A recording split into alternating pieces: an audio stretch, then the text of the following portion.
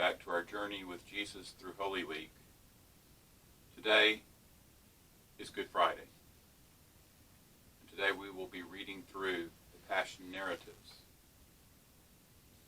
When daylight came, the elders of the people, both the chief priests and the scribes, convened and brought Jesus before their Sanhedrin.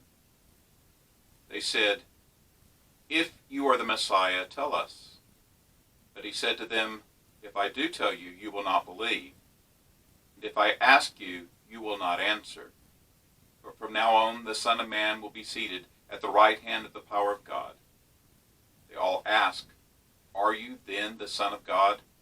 And he said to them, "You say that I am." "Why do we need any more testimony?" they said, "since we've heard it ourselves from his mouth." Then Judas, his betrayer, seeing that Jesus had been condemned, was full of remorse and returned the 30 pieces of silver to the chief priests and elders. "I have sinned by betraying innocent blood," he said. "What's that to us?" they said. "See to it yourself." So he threw the silver into the temple and departed. Then he went and hanged himself. The chief priests took the silver and said, "It's not permitted to put it into the temple treasury, since it is blood money." They conferred together and brought the potter's field with it as a burial place for foreigners. Therefore that field has been called Blood Field to this day. Then what was spoken through the prophet Jeremiah was fulfilled. They took the 30 pieces of silver, the price of him whose price was set by the Israelites, and they gave them for the potter's field as the Lord directed me. Then they led Jesus from Caiaphas to the governor's headquarters. It was early morning. They did not enter the headquarters themselves, otherwise they would be defiled and unable to eat the Passover. So Pilate came out to them and said, "What charge do you bring against this man?" They answered him, "If this man weren't a criminal, we wouldn't have handed him over to you." Pilate told them, "You take him and judge him according to your law." "It's not legal for us to put anyone to death," the Jews declared. They said this so that Jesus' words might be fulfilled, indicating what kind of death he was going to die. Then Pilate went back into the headquarters, summoned Jesus, and said to him, "Are you the king of the Jews?" Jesus answered, "Are you asking this on your own, or have others told you about me?" "I am not a Jew, am I?" Pilate replied. "Your own nation and the chief priest handed you over to me. What have you done?" "My kingdom is not of this world," said Jesus. "If my kingdom were of this world, my servants would fight, so that I wouldn't be handed over to the Jews. But as it is, my kingdom is not from here." "You are a king then?" Pilate asked. "You say that I am a king," Jesus replied. "I was born for this, and I have come into the world for this, to testify to the truth. Everyone who is of the truth listens to my voice." "What is truth?" said Pilate.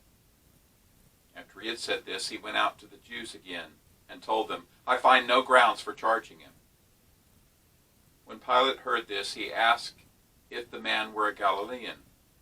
Finding that he was under Herod's jurisdiction, he sent him to Herod, who was also in Jerusalem during those days. Herod was very glad to see Jesus. For a long time he had wanted to see him because he had heard about him and was hoping to see some miracle performed by him. So he kept asking him questions, but Jesus did not answer him. The chief priests and the scribes stood by, vehemently accusing him. Then Herod with his soldiers treated him with contempt, mocked him, dressed him in bright clothing, and sent him back to Pilate. That very day, Herod and Pilate became friends. Previously, they had been enemies. Then the governor's soldiers took Jesus into the governor's residence and gathered the whole company around him. They stripped him and dressed him in a scarlet robe. They twisted together a crown of thorns, put it on his head, and placed a staff in his right hand. And they knelt down before him and mocked him. "Hail, King of the Jews!" Then they spat on him, took the staff, and kept hitting him on the head. As they led him away, they seized Simon, a Cyrenian, who was coming in from the country, and laid the cross on him to carry behind Jesus. A large crowd of people followed him, including women who were mourning and lamenting him. But turning to them, Jesus said, "Daughters of Jerusalem, do not weep for me, but weep for yourselves and your children. Look, the days are coming when they will say, 'Blessed are the women without children, the wombs that never bore, and the breasts that never nursed.' Then they will begin to say to the mountains, 'Fall on us,' and to the hills, 'Cover us.' For if they do these things when the wood is green, what will happen when it is dry?" 2 other criminals were also led away to be executed with him. Then Jesus said, "Father, forgive them, because they do not know what they are doing." And they divided his clothes and cast lots. An inscription was above him, "This is the King of the Jews." The people stood watching, and even the leaders were scoffing. "He saved others. Let him save himself, if this is God's Messiah, the chosen one." The soldiers also mocked him. They came offering him sour wine and said, "If you are the King of the Jews, save yourself." Then one of the criminals hanging there began to yell insults at him. "Aren't you the Messiah? Save yourself and us." But the other answered, rebuking him, "Don't you even fear God, since you are undergoing the same punishment? We are punished justly, because we're getting back what we deserve for the things we did, but this man has done nothing wrong." Then he said, "Jesus, remember me when you come into your kingdom." And he said to him, "Truly I tell you, today you will be with me in paradise." Standing by the cross of Jesus were his mother's sister, Mary the wife of Clopas, and Mary Magdalene. When Jesus saw his mother and the disciple he loved standing there, he said to his mother, "Woman, here is your son." Then he said to the disciple, "Here is your mother." And from that hour, the disciple took her into his home. From noon until 3 in the afternoon, darkness came over the whole land.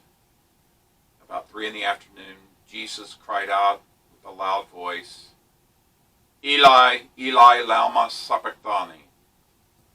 That is, my God, why have you abandoned me?" When the son of those who were standing there heard this, they said, "He's calling for Elijah." Immediately one of them ran and got a sponge, filled it with sour wine, put it on a stick, and offered him a drink. But the rest said, "Let's see if Elijah comes to save him." Jesus cried out again with a loud voice and gave up his spirit. Suddenly the curtain of the sanctuary was torn in two from top to bottom. The earth quaked, and the rocks were split. The tombs were also opened, and many bodies of the saints who had fallen asleep were raised. And they came out of the tombs after his resurrection, entered the holy city, and appeared to many. When the centurion and those with him who were keeping watch over Jesus saw the earthquake and the things that had happened, they were terrified and said, "Truly, this man was the Son of God." Many women who had followed Jesus from Galilee looked after him there, watching from a distance. Among them were Mary Magdalene, Mary, the mother of James and Joseph, and the mother of Zebedee's sons. When it was evening, a rich man from Arimathea named Joseph came, who himself had become a disciple of Jesus. He approached Pilate and asked for Jesus' body. Then Pilate ordered that it be released. So Joseph took the body, wrapped it in clean, fine linen, and placed it in his new tomb, which he had cut into the rock. He left after rolling a great stone against the entrance of the tomb. This is